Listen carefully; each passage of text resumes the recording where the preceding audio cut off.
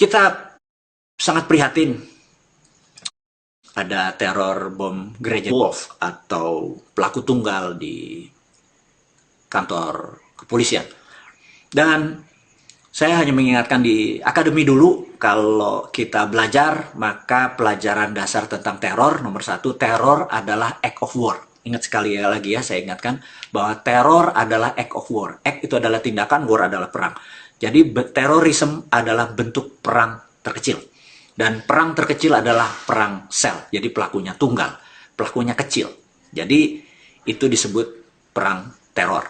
Nah, karena statusnya perang, kondisi ini bukan tindakan kriminal biasa, maka kadang-kadang polisi melakukan eksekusi dalam tanda petik karena statusnya sudah teror. Nah, ada pelajaran dasar teman-teman, mungkin bocoran sedikit bagaimana kaum orang yang makan sekolah di akademi kemiliteran itu berpikir. Maka dan mereka dipikirkannya begini, who is benefiting? Siapa sih yang diuntungkan? Gitu ya. Nah, siapa yang diuntungkan? Dialah yang bermain. Ya, sekali lagi, sabar. Apakah teror, siapa nih yang diuntungkan teror bom Makassar? Sabar, sabar. Sekali lagi. Kemudian, teror di negara berkembang digunakan untuk merubah pemerintahan. Teror di negara maju merubah kebijakan. Ya, ini pelajaran dasar di akademi. Kita ulangi lagi. Jika ada sebuah tindakan teror terjadi di sebuah negara berkembang, maka pelaku teror tersebut cita-citanya adalah merubah pemerintahan. Di sebuah negara maju atau modern, tindakan teror dipakai untuk merubah kebijakan. Jadi, jika teror ini terjadi di Indonesia, yang sampai saat ini pelaku terornya tidak pernah declare mau apa. Jadi pilihan teror ini, kacamata kita, kacamata orang bodoh nih ya, kacamata Sontoloyo orang bodoh, ya. Orang bodoh kayak saya ini mengatakan bahwa kayaknya mau merubah kebijakan. Jadi jangan kaget kalau nanti ada kebijakan dan kebijakan itu menguntungkan sesuatu atau kelompok. Dialah kira-kira yang menunggangi. Sekali lagi, belum tentu dia melakukan. Dia cuma riding the wave. Ada wave-nya, dia cuma main surfing aja.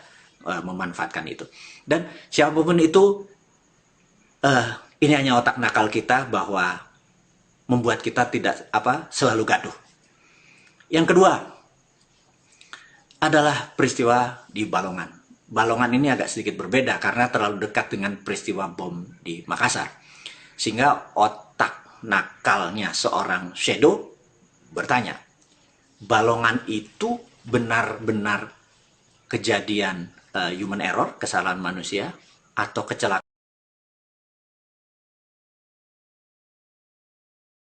Stupidity, kebodohan, atau sabotase? Diterang refinery atau kilang minyak ada banyak di Indonesia, ada di Balongan, ada di Cilacap, ada di Bontang gitu ya.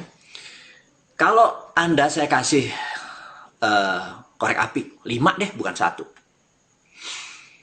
Anda jalan dan perintah saya ke Anda adalah bakar tuh Balongan atau bakar tuh Cilacap, kilang Cilacap gitu ya. Itu benda semuanya dari besi.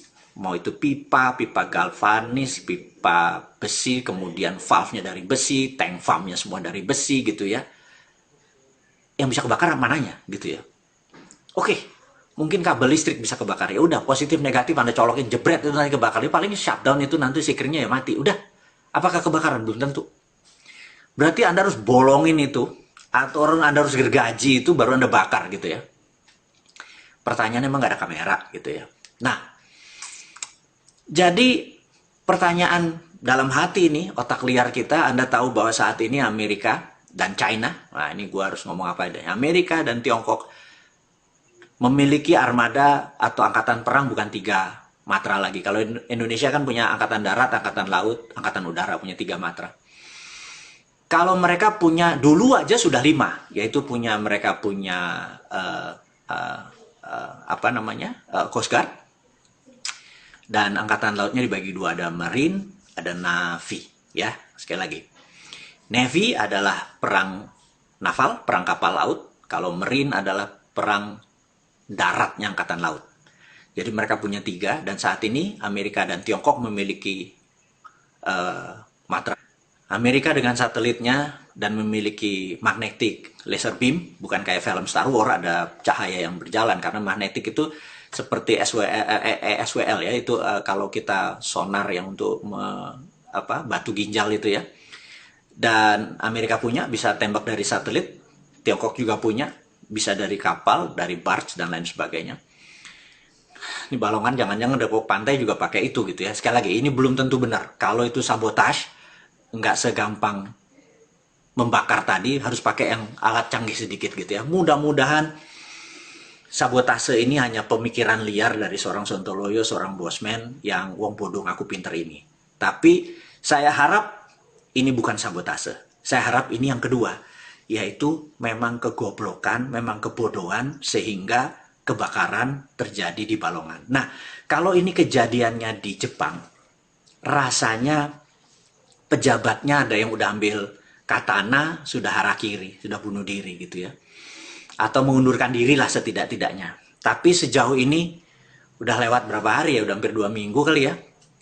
Kok belum ada yang melakukan, pejabatnya belum ada yang melakukan harakiri atau belum melakukan mengundurkan diri karena malu, karena tidak bisa mengelola pangkalan minyak yang sangat strategis tersebut gitu ya.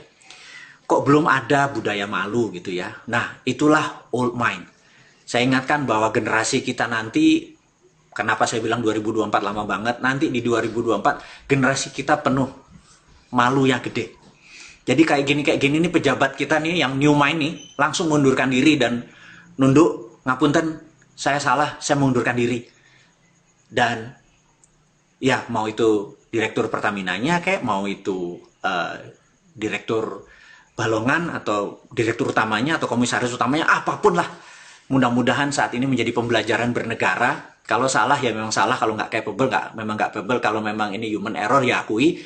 Dan kalau ini terjadi, kita jadi belajar bahwa oh, salah itu bukan dosa, salah itu bisa diperbaiki. Karena kalau salah masih jabat, ya kalau di pelajaran kita habitnya nanti ya salah lagi, terus ya nggak dihukum lagi. Ya terus nanti pensiun rumahnya gede, terus mulai menggunakan kata-kata bijak, terus menjadi ahli agama mendadak, karena duitnya udah banyak. Jadi tahu-tahu menjadi orang bijak gitu ya. Dan bagi saya adalah malu-maluin Anda itu. Lebih baik siapapun itu, siapapun yang terlibat di Balongan, satu, pastikan ini bukan sabotase. Dua, kalau ini human error, mundurlah gitu ya. Ini membuat anak-anak muda, generasi-generasi new mind, generasi milenial, generasi zilenial menjadi, oh begitu cara bernegara, oh begitu menjadi pejabat. Gitu sahabat semua. Jadi, kembali kita bercerita tentang geopolitik, geostrategi, geoekonomi, tapi dari sisi internasional. Sahabat semua, Partai Demokrat berkuasa. Jauh-jauh hari saya adalah orang yang memihak kepada, di Partai Demokrat ya, saya memihak pada Bernie Sanders. Karena bukan apa-apa, karena Bernie Sanders memiliki penasihat keuangan atau economic advisors-nya. Dia adalah seseorang yang sama dengan saya, sangat mempelajari dan memperhatikan dan mendetail sekali tentang MMT, Modern Monetary Theory.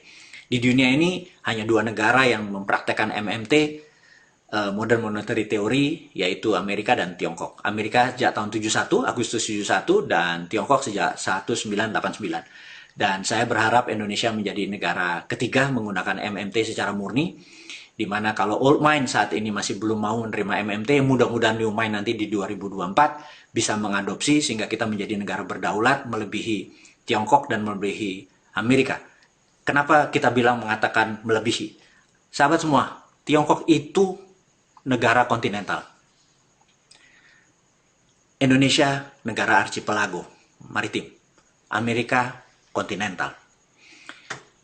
Maka kontinental dengan archipelago dengan maritim itu 2 ball game atau 2 permainan yang berbeda.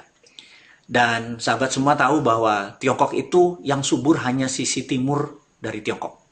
Tengahnya Tiongkok kering, baratnya Tiongkok kering. Jadi sisi timur lah yang menghidupi 1,5 miliar penduduk Tiongkok. Jadi Tiongkok tidak memiliki sumber daya alam seperti Indonesia. Tidak memiliki sumber daya alam yang di bawah tanah, tidak seperti Indonesia.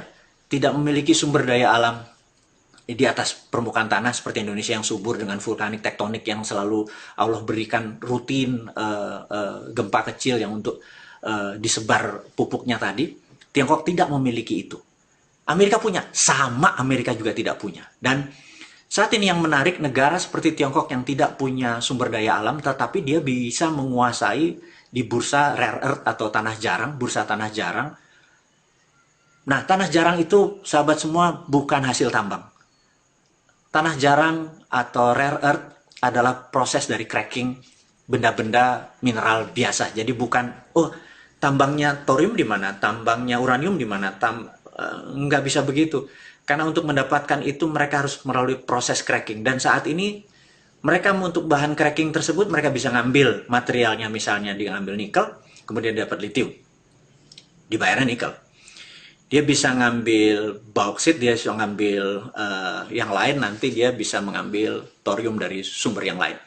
Jadi terkadang karena kebodohan kita, ya kita akui, nggak usah pejabat ya, kita akui, termasuk saya, adalah membiarkan sumber daya alam kita yang diambil, yang dibayar yang termurah, gitu ya.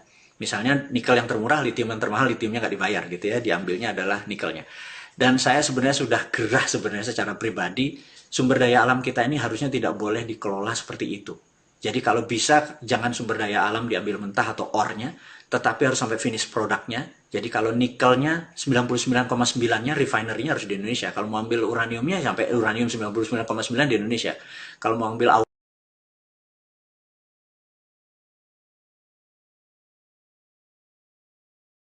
atau emasnya yang dari Freeport atau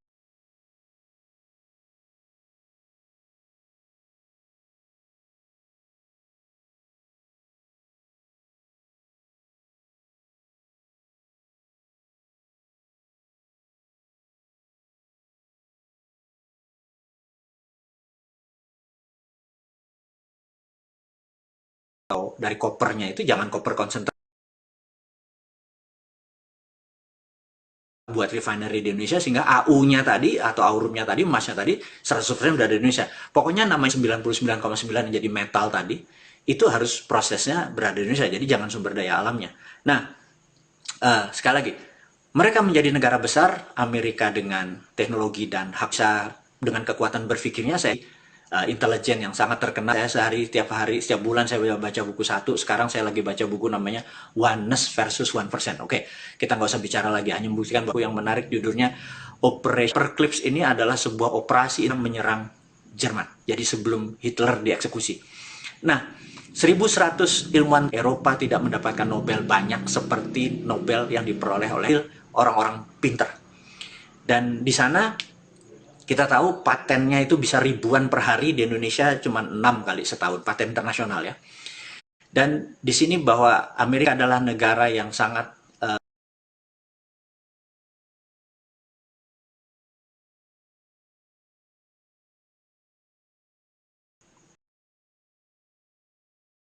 strong di government, kekuatan dia adalah di Tiongkok atau Chinese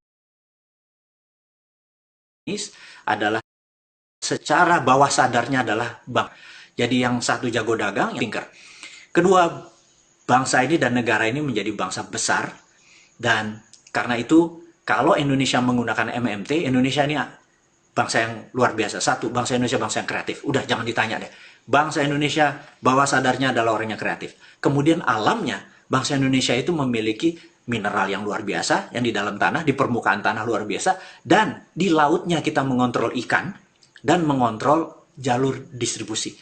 4 kekuatan geografi ini harusnya menjadi strength ya bangsa Indonesia, dimana kalau nanti New Mind berkuasa, lihat, tidak pakai apa yang Old Mind lakukan, ditambah MMT dengan kemampuan printing money, zero interest. Anda tahu ya, MMT nanti Anda akan menjadi zero interest, karena itu kalau ada isu katanya demi membuat Indonesia maju, ada baiknya pejabat sekarang memerintah sampai 3 periode gitu ya, 15 tahun. Jadi itu bedanya. Kalau dia minta 15 tahun, Bosman cuma minta 2 hari gitu ya.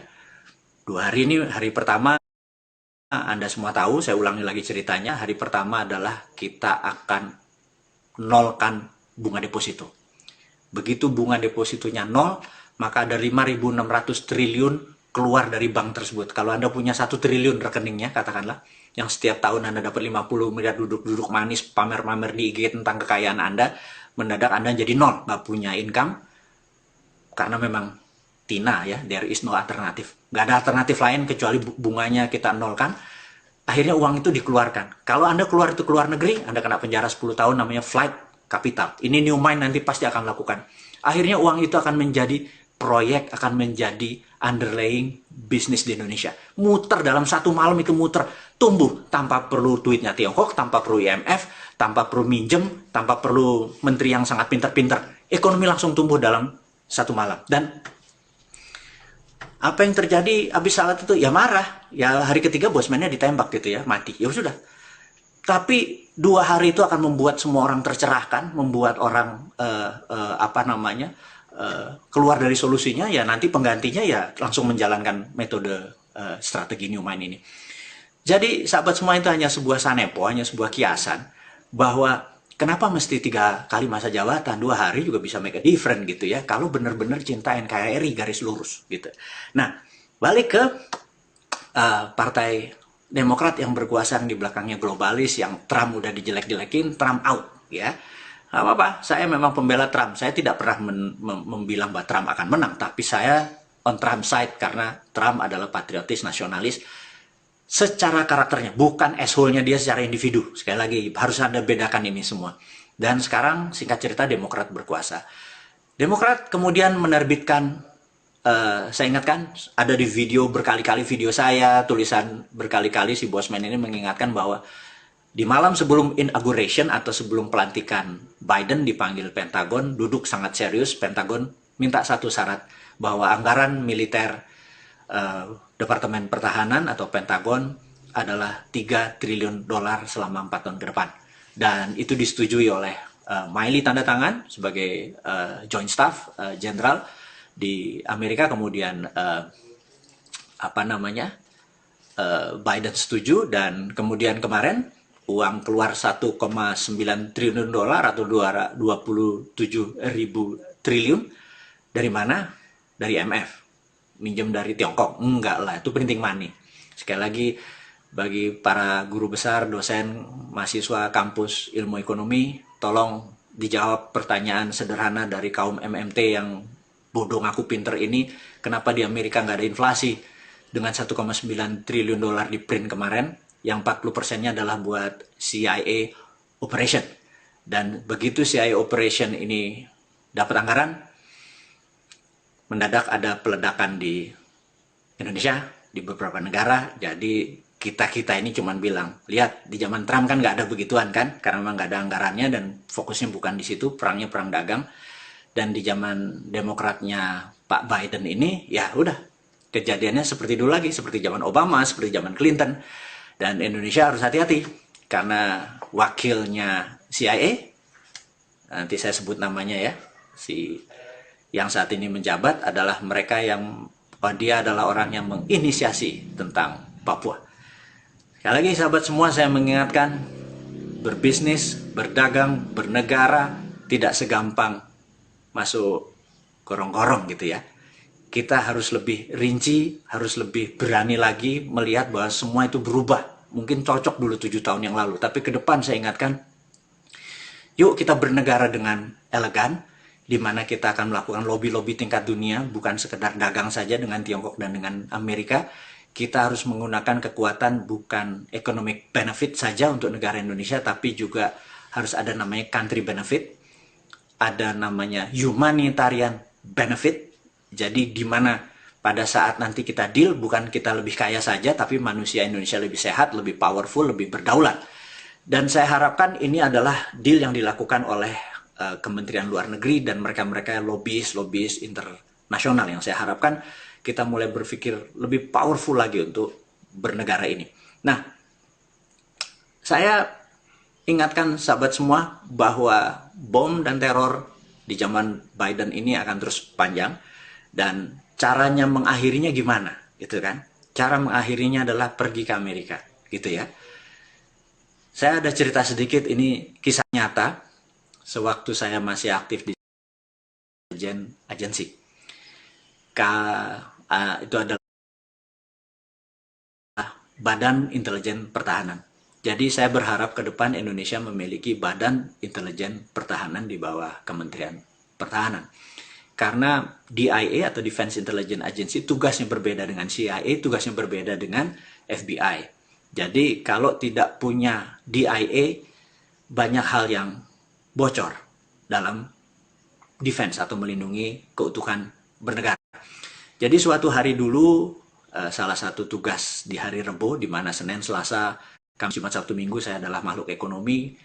Di hari dulu, suatu hari dulu, saya di hari Rabu adalah abdi negara yang mendedikasikan sebagian waktu untuk bidang ekonomi, pertahanan ekonomi. Nah, suatu hari kita kedatangan sama tamu dari Amerika, dari Armada ke-7. Saya tidak sebutkan namanya, tapi saya mau menceritakan dongengnya. Nah, sahabat semua, jadi mereka ini bertanya bahwa mereka melihatkan peta. Peta itu adalah Spratly, bangunan di laut yang dibangun dari sejak 2000-an sehingga tahun 2016-2017. Di situ terlihat bahwa bangunan itu besar sekali, arahnya adalah ke Natuna. Dan pangkalan militer di sana kosong. Jawaban dari pasukan ke-7 itu bilang, nanti ini gasnya dan minyaknya ngambilnya dari Natuna, gitu ya. Pertanyaan dia adalah, Indonesia sebenarnya di pihak mana, gitu ya. Menarik pertanyaannya. Indonesia pihak mana? Nah, saya bersama 6 senior, mereka-mereka yang berpengalaman puluhan tahun di dunia ini, saya cukup agak shock dengan pertanyaan dari pihak. Ternyata Indonesia sebenarnya dikaruniai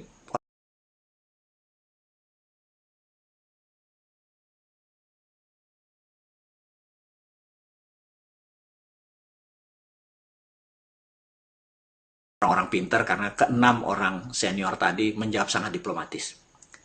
Jawaban dia adalah, kami all along, dari dulu berada di pihak Amerika. Tapi kenapa sih Amerika ngacak-ngacak Indonesia?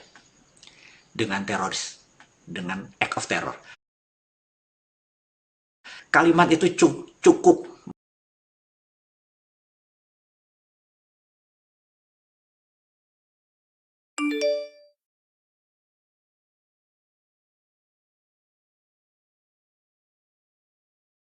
menskak mereka, bahwa Amerika ini kalau kita mau bersama-sama kok sering ngacak-ngacak Indonesia sih, gitu. Oh enggak, kami jawabannya tersebut, gitu ya. Enakan sama Tiongkok, karena Tiongkok kalau kita minta portfolio keuangan, jawaban dia, wah nggak bisa, Amerika itu swastanya independen, negara nggak bisa atur. Saya bilang, nggak gipannya. Serangan-serangan tadi membuat ke-7 orang dari Armada ke-7, dari Seven Fleet tadi. Dan saya merasa pelajaran yang paling berharga pada saat itu, yang powerful, dan itu di dalam meja sidang itu ternyata sekarang masih sama mereka, karena dia saya udah hampir 18 tahun kami bersama. Pulang, dan begitu salaman terakhir adalah, kami sudah datang ke seluruh negara ASEAN, belum pernah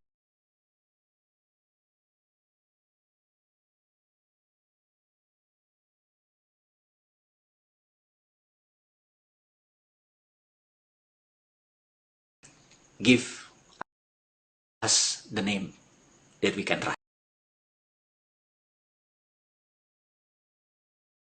Sebuah nama yang kami bisa percaya. Saya tidak urai, Anda boleh artikan sendiri nanti sambil give the name that we can trust. Apakah dia tidak percaya dengan pemerintahan yang sekarang? Atau ini ada grand plan yang lebih besar daripada itu? Tapi itu semua hanya kiasan, hanya sanepo, hanya nanti cerita sebelum tidur untuk Anda diskusikan dengan diri sendiri atau dengan sahabat semua. Saya hanya bercerita bahwa Indonesia ini banyak sekali orang-orang yang powerful. Sayangnya dia tidak berada di lingkaran politik. Ini sekali lagi. Saat ini mereka tidak di lingkaran politik. Dan mereka malah apolitik. Bagaimana cara cerdas bernegara, bagaimana cara tanpa niatan mengambil posisi politik. Andalah instrumennya nanti untuk menjadi